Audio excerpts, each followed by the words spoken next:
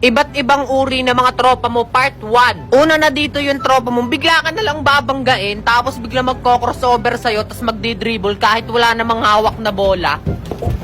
Oh.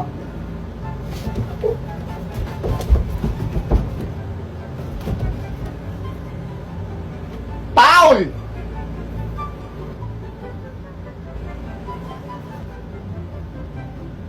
Pangalawa naman, yung pag nakakita ng baliw yung tropa mo, bigla kang kukulbitin tapos sasabihin nanay mo daw yun. Pre, ha? Mama mo. Tangina mo.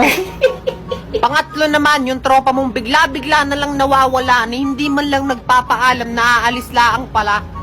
Pre, sabi nga niya, nag-chat to, meron daw may kausap daw dun sa court. Dayo daw, wala naman daw makakalaban, naghahanap daw ng kapustahan.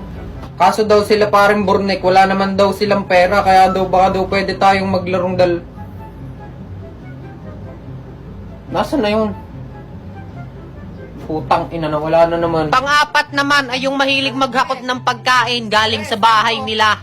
Pre! Oy! Kanina pa kayo? Meron mga tinapay dun sa bahay, oh.